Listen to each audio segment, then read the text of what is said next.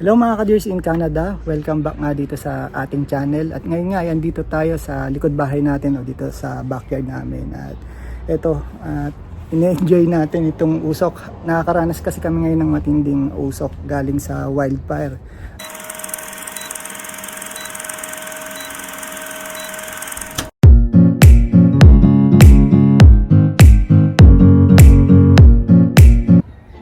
So mga ka-dears in Canada, pakita ko sa inyo yung usok na nanggagaling sa wildfire.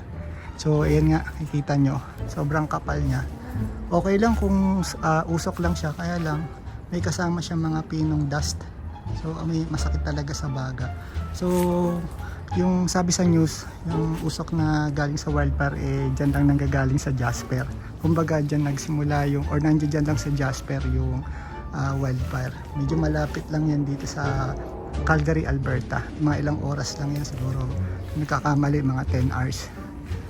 Medyo mahangin ngayon, kaya siguro nadadala dito sa amin yung usok galing dun sa Jasper. Yan, sobrang kapal. Kita nyo naman, mamula-mula yung langit. 8 PM na dito sa amin ngayon. At ayan nga, ganyan ang itsura. So sana tumigil na, kasi kawawa rin naman yung mga bata. Masakit sa dibdib yung usok kasi nga may kasamang pino na dust. So ayun nga mga guys, ngayon ay Wednesday dito sa amin sa Calgary, Alberta. 8 o'clock na ng gabi, July 24 to 2024. So bali, isa to sa pinaka-espesyal na araw sa amin ni Mrs. dito sa Canada, dito sa Calgary. Kasi 1 year na kami dito sa aming property. So last year, July 24, nung mapa sa amin itong tinitira namin itong aming bahay ngayon. So yun nga, sa pagkakaalala ko, ma-share ko lang sa inyo mga guys. July 24 of last year, nung nagpirmahan kami ng abogado namin na officially na nga na salin na yung deed of sale, or yung nagkabentaan na at napirmahan na namin itong mga kontrata at iba bang mga documents na kami na talaga yung nagmamay-ari nitong property na tinitira namin. So ayun nga, sobrang bilis na panahon, hindi namin namalaya na mag-1 year na pala. Kung babalik-balikan nga namin o babalik-balikan ko nung mga panahon na yon, July din, early week or last week ng June hanggang second week ng July, yan yung mga busy na araw sa amin ni Mrs. kasi dyan kami nagkaroon ng pagkakataon para maayos namin yung mga pre-approval at iba pang mga kinakailangang mga dokumento na kinakailangan din na maisubmit namin dun sa aming mortgage broker. Napakabilis lang ng proseso noon time na yon para sa amin. Parang actually, sa totoo lang mga guys, hindi ko na-meet yung aming mortgage broker. Lahat ng transaction nagawa lang namin through online hanggang sa ayun nga, natanggap namin yung inaantay naming email kung saan nakasaad doon is naprobahan na kami finally nung aming magpifinance nitong aming mortgage. So after nun, yun na, parang the rest is history na. So itong July 24 nga na to, ito yung araw na napunta kami sa opisina ng abogado at pinirmahan ng dapat pirmahan. Yan nga lang kasi nag-antay pa kami ng isang buwan halos mahigit. Kasi nga ang condition dun sa kontrata 1 month. Humingi ng mga 1 month and 1 week yung seller para sa possession date. So yung possession date namin is nangyari nga September 1 last year. So yun nga, sa mga pagkakaalala ko, hindi rin naging madali para sa amin na makahanap ng ito kasi mas tawag na naming dream house to. Kahit kung titignan nyo sa labas hindi siya ganun ka-attractive, pero sa loob naman talaga halos tinapos lahat. Ni-renovate yan nagmula second floor pababa sa main floor hanggang sa basement. Kung napapanood nyo nga yung mga nauna naming video na nagkaroon ako ng maikling video tungkol sa house tour, nakikita nyo doon na halos renovated siya. So doon lang medyo okay na kami, talagang satisfied na kami.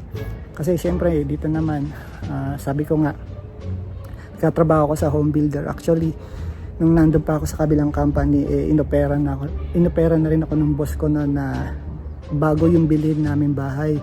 Do pasok naman siya talaga yung presyo ng bahay na ino-offer sa akin. Kasi nga home builder kami, may konting discount, tapos may tulong pa na susupply sa akin yung mga materials na parang may discount din. So may mga kamenos talagang yung naaprobahan na amount dun sa aming sa mortgage loan sobra pa. Kaya lang syempre naging practical lang kami ni Mrs. Pinag-usapan namin na mabuti na hindi namin isasagad kung ano man yung naprobahan sa amin. Doon lang kami sa kaya namin. So ayun nga, kaya nauwi kami sa okay na design ng bahay, simple lang. So ayun nga, kasi dito naman sa Canada, kagaya nga ng mga nababanggit ko sa mga nakaraang vlog ko, hindi naman mahalaga sa amin yung panlabas na itsura ng bahay, kasi nga syempre mahalaga sa amin yung loob. At saka so pa syempre yung mga responsibilidad na kaakibat nun, pagbabayad ka ng mortgage, insurance, utilities, at marami pang iba. So ayaw din naman namin ni Mrs. na magkaroon pa kami ng pangatlong trabaho. Gusto namin ma-enjoy lang namin kung ano yung trabaho namin, makauwi kami dito sa bahay, kung ano yung oras na natitira sa amin, ano pa namin, mapakinabangan pa. Kaysa maganda nga yung bahay namin, kaya lang bugbog naman yung katawan namin sa katrabaho, parang useless lang. So yun nga ang nangyari, kaya ito yun yung istorya kung bakit sa ganito kami nauwi sa townhomes. Hindi rin naging madali yung umpisa namin dyan sa paano namin napili yung bahay, itong bahay namin, kasi sa pagkakaalam ko mahigit 10 na bahay o mahigit 10 na bahay ang napuntahan or na-visit namin ni Mrs. hanggang ito yung pinakahuli. Actually wala na nga ito sa market, may nakabili na nito. Kaya lang nung time na yon bigla siyang bumalik sa market. Ang sabi sa akin ng realtor namin hindi raw na-aprobahan o hindi raw na approve, o yun nga, hindi na-aprobahan, final approval nung lender, kaya ayun, na-decline yung application nila. Kaya ayun, binalik uli ng seller sa sa market. Kaya ayun, siguro nga ito yung nakalaan para sa amin, kaya napunta sa amin. At yun yung maikling istorya na maisishare ko sa loob ng 1 taon. Alam niya guys, nung unang mga buwan, isa, dalawa, 3 buwan, medyo kakaba kami. Siyempre, di namin alam kung kakayanin ba namin. Siyempre, bago pa lang kami sa ganitong responsibilidad. Di kami sanay ni Mrs. na may ganito kabigat na responsibilidad. Nagtrabaho kami as an OFW sa Bahrain. Parang tumira kami ng parang 7 taon sa company accommodation. Wala kang babayaran doon. Kumbaga, sagot yon ng company. Wala kang iintindihan, yung sahod mo, sa'yo lang yon. Bahala ka kung paano mo siya gagastusin, pero yung tutuluyan mo, wala. Sagot yon lahat ng company. Tapos, after nun, nung malis ako doon sa company na yon, lumipat ako na ibang company at nag-leave out ako. Ako na yung nagbabayad ng renta, pero mura lang ng time na yon doon sa Bahrain.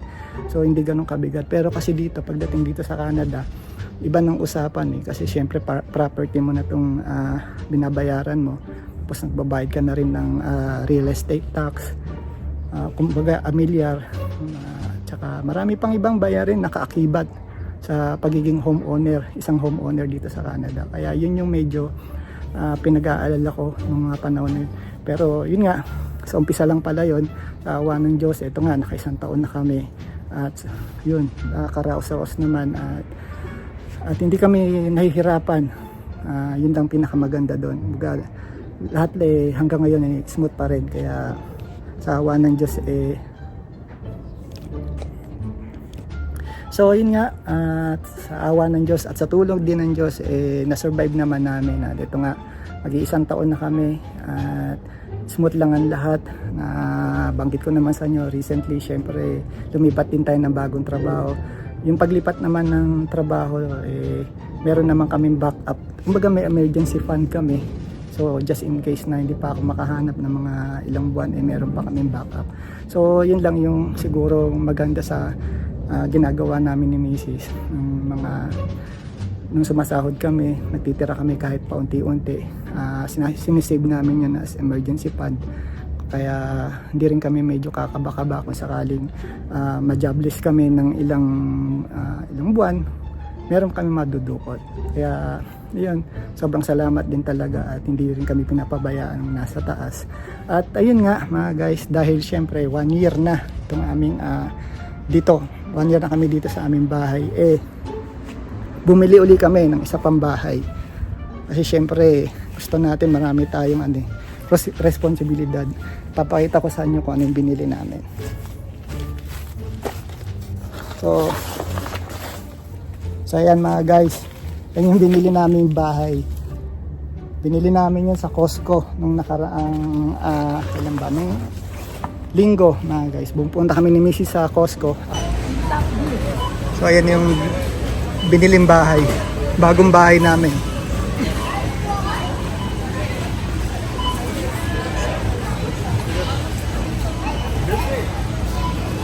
Parang kay Sky. Kagaya ng Sky. So ayun na nga yung binili naming bahay. Parang ano yan storage ng mga tools namin sa labas. Kasi medyo parang maging organized siya. Ayun. Ito yung ano niya, tsura niya. Yan. So para organize yung mga gamit namin sa labas, garden tools, mga gulong. Tsaka naka-sale din siya kaya nagkaroon kami ng chance bilhin. Actually, shed ang tawag dyan mga guys. Imbakan niya ng mga tools, garden tools, mga gulong para maging organized ba. Kasi syempre hindi naman malaki itong aming backyard. Nakikita niyo yung mga gamit sa likod niya, mga spare tires ko yan, winter tire. So darating na naman yung winter. So gusto ni Mrs. maging organized. Pati mga garden tools nasa isang lugar lang. Kaya ito, actually nabangan na namin to. Pag pumupunta kami sa Costco, lagi namin tinitignan yan. Noong time na yun, $600 pa eh. Medyo mahal, di pa namin kaya. So sabi namin, huwag tayong makisabay sa presyo. Antayin natin at magsisale. At ayun nga, nung Sunday, nag-sale siya ng 450 na lang. Kaya grinab na namin at kinuha na namin. So bumili na rin ako ng mga kahoy. Mga treated wood yan, treated lumber. Pinakat ko na sa Home Depot. So ayan na guys, meron na tayo isang 48 inches. Ayan, so isa pang 48 inches. Maliit lang naman yung sobra. Pwedeng pamalo. So eto na guys, tapos na tayo magpa-cut at eto na nga po yung mga cutted wood na treated wood na rin. O, diba? So gagawin na lang natin. So kailangan natin ng mga screw para dyan. Tama? Okay, so let's go. Hanapin natin kung saan ang mga screw. Uy, nag-manual cut na si kuya dun. O, diba? Testing na lang yung lagaan. Oo, tinitesting ba dun? Oh, may testingan portion. So yun nga, pinakat ko na yan sa Home Depot base sa size na kailangan ko kasi dito natin siya ilalagay. So tatabasin ko na yung ginawa natin plant box at bibigyan natin ng lugar yung shed na binili natin. At yung haba nga ng kahoy na pinakat ko sa Home Depot base sa sukat na sasakupin ng shed. So yun, mga siguro sa weekend kapag gumanda-ganda yung panahon assembling ko na. So yun nga, paano mga guys, yun lang yung na-share ko sa inyo. Papasok na rin ako, medyo masakit talaga sa dibdib yung usok. So ayun nga mga guys, paano, hanggang dito na lang muna ulit ang ating vlog at medyo hindi ko na talaga kaya yung amoy ng usok. Papasok na ako sa loob at see you na lang ulit sa susunod nating mga vlogs. Bye and God bless.